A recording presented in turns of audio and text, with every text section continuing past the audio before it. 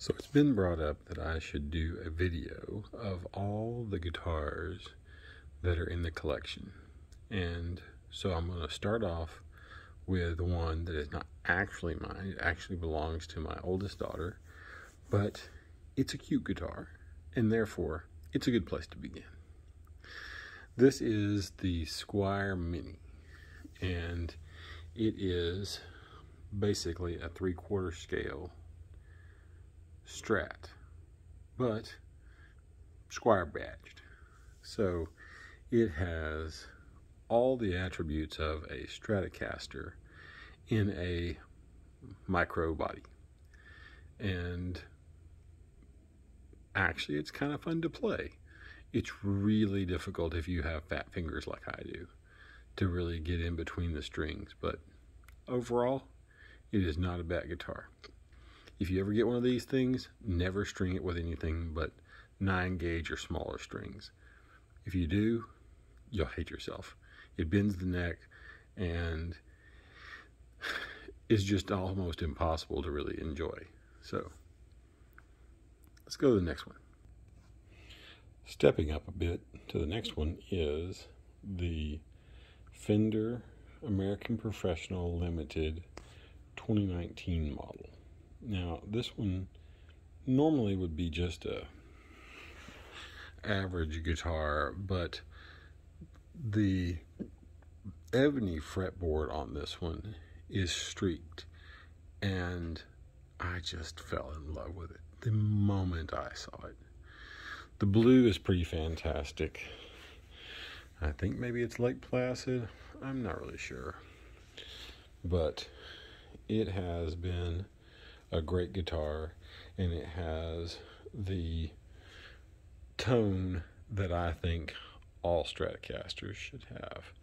The pickups on it have the beveled edges just like the Ventera 50s do, which will make, and we'll talk about that a little bit later on, but these pickups in this guitar sound like what I think a Strat should sound like.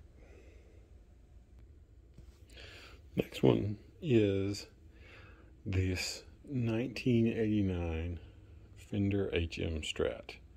Now, recently, I believe Fender did a reissue of these, and while nice guitars, they are just clones of this kind of guitar.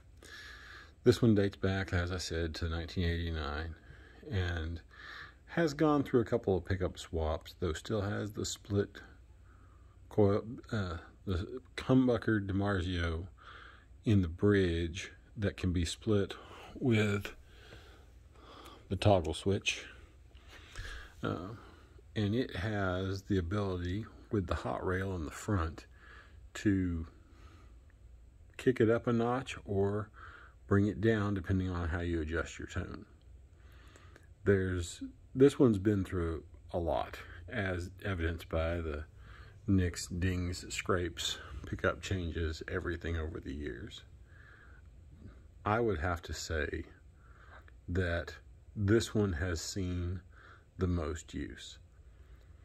Rosewood fretboard, I don't know what kind of body, but I do know that this was my first electric guitar, and it really has survived a lot. This is not the particular one that I had back when I was a boy. I got the first one when I was 16 years old. No, actually I think I was 17 when I got it. So it was sold off along the way. Thought I could get one for cheap, couldn't find one. Wound up getting this one much later on. And like I say, it's got a story to tell, but it tells it really well. Next we have a 92 Telecaster in steel blue metallic. Now, these were kind of rare. The color itself was only like 3 years, maybe 5, somewhere in there. They are a beautiful metallic blue that the light is not going to do it justice right here, but this particular one came to me through a purchase, because my original one was stolen when I had a party at my house one time, and this one was purchased many years later. Had a really bad pickup swap done to it, so I went in, rewired and added lace sensors to it, and I gotta tell you, the lace sensors definitely rescued this guitar from mediocrity to serious playable guitar again. It has all the classic tones with noiseless pickups. So if you're looking for Tele sound and you want to have a guitar that really does cover itself and not make you feel like you're having to work to get it to do what it's supposed to do, the lace sensor really does work well, and it is completely noiseless. So some people hate them, some people love them. I'm a fan. So if you ever thought about putting lace sensors into a guitar and then thought, no, maybe so, maybe not, just do it. They're worth it. Now the next one here is a 50s Ventera modified Fender Stratocaster. Now, my only kind of vintagey sunburst looking Fender, but also my only maple neck. And I gotta tell you, maple neck Stratocasters and Telecasters really are that good. The thing about this one was it's a modified, and it has the S1 switch, so that automatically makes it a little more flexible than the standard Ventera 50s. The pickups, again, much like the ones on the Professional Limited, have the beveled edges on them. It's really not going to pick that up very well, but those beveled edges, perhaps it's something in the way they sound or something about the way they channel sound, resonance, whatever, but they make a difference. And having had a Highway 1 Strat and having the Ventera and the American Pro Limited, I can tell you they make a difference. So I'm not sure exactly what the big difference is, but I really like the way they sound. And that's why both of my Strats that are not the HM have those pickups on. Now, some people, like I say, may love them. I'm in that group. Some of them probably dislike them. But no matter how you look at it, this one has never disappointed me. I love playing it. It has the sound that you expect with the playability that is absolutely perfect on a Strat. Now these two have kind of a special place in my heart. They belong to my dad. These guitars were purchased years apart, built years apart, but they are very, very similar in color and everything about them.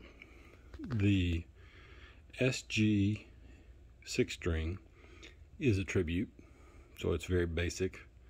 It is very much a standard player guitar. It is not something that you think of as, man, this is the most perfectest version of the guitar, but it is very playable, and it fits every description of what an SG should be. The SG bass was his original SG. He originally had an EBO from 1963, and then wound up selling it off. This was the SG he replaced it with years later. So they are the sibling guitars and have been inseparable basically since the SG6 String was purchased. They are basic appointment guitars. The bass is a 2014, so it gets a little bit special 12th fret addressing, but overall they're just good guitars. And this is our only electric bass that we have, so it holds a little special place. Sticking with the things that belong to my dad theme, this was his Les Paul Custom.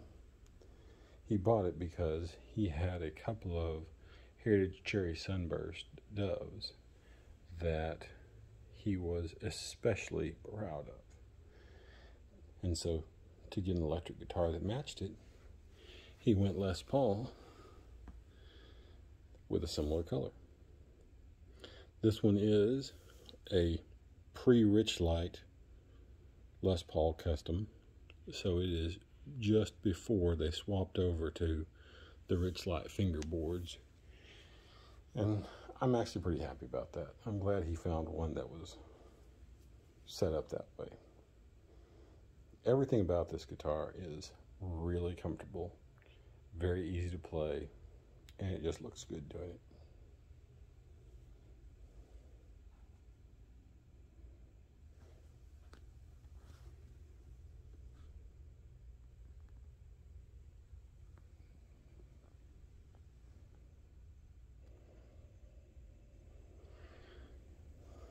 This one is something my dad gave to me, and I'm not really sure where he got it from, but this is a 2011 Les Paul Traditional, and it is one of the rosewood models that was built just before the raid.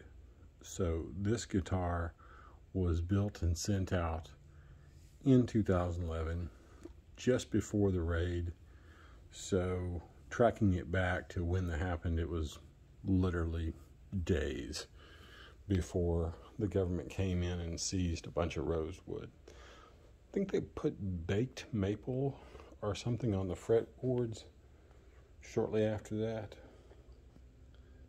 because of the problems that they were having with CITES. But at the end of the day, this one got out before the raid, so possibly a controversial guitar. I don't have any hate on it. It plays great, sounds great, and does everything just like I think it should.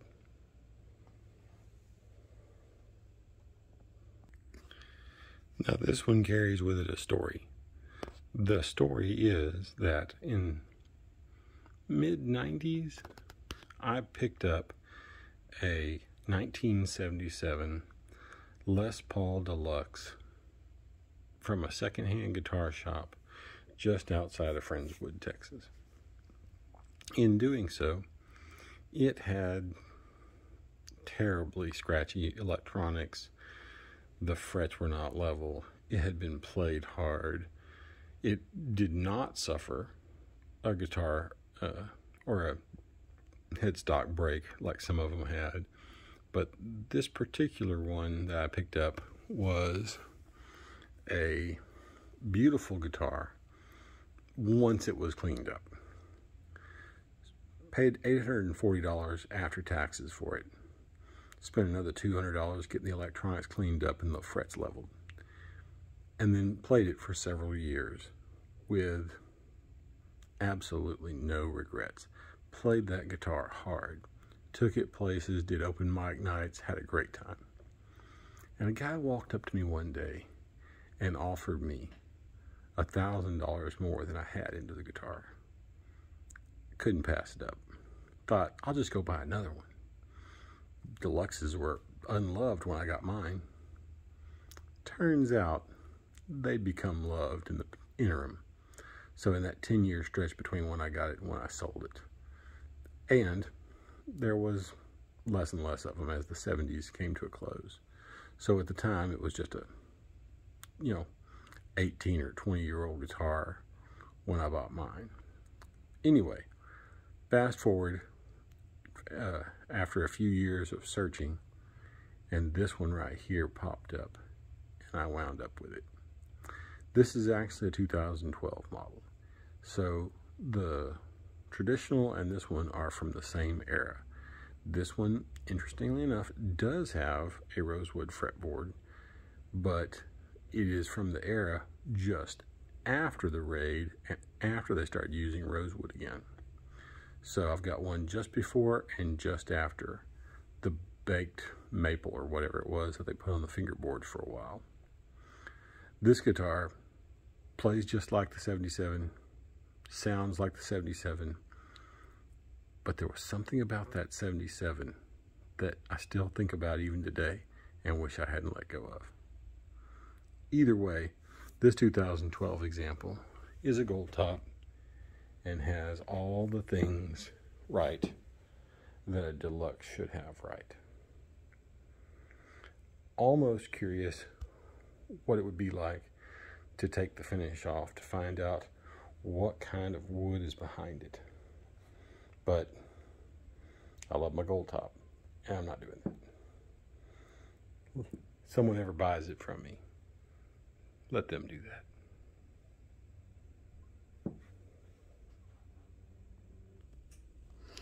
Now these two are my only foray into, or let me rephrase that, my only surviving members of my foray into PRS guitars. Started off with this one, which was one of the SE models that was made to commemorate the Rolex SE Racing Series, Grand Am Road Racing Series. And this one is a 35th anniversary S2 Custom 24. I especially like this guy because of the coil split capability. But it's just a beautiful guitar nonetheless. Bird inlays across 24 frets. That's just what it's supposed to look like. There was another S2 that was in the middle there, but it was traded off to get the current 35th anniversary model. Both of these guitars play and sound great, and I would absolutely not say for you not to get an SE, because the SE is absolutely a great guitar. Outstanding quality control, beautiful sound, great pickups, nothing negative to say about them. I would have to say that American S2 is a better guitar, but again, I'm kind of an American guitar snob, so maybe you should, maybe you shouldn't listen to me on that one.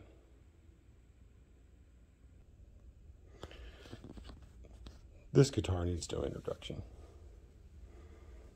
Her name is on the headstock.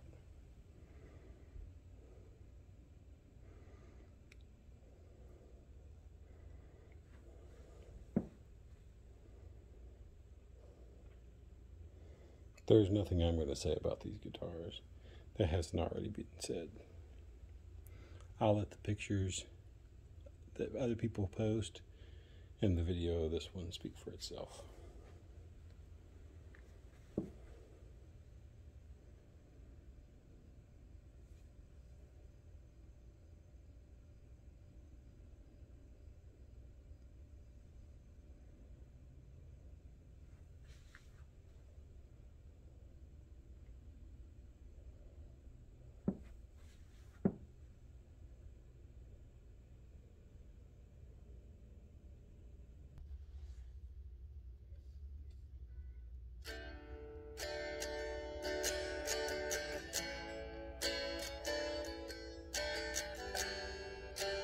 Well, that's about does it for the first part of the electric series. There's a reason I love this guitar. Even playing acoustics just sounds right. So, this video would be 45 minutes or so if maybe even an hour, if I did all of them at one time. So this is the end of part 1, and I will do another part another day. Until next time.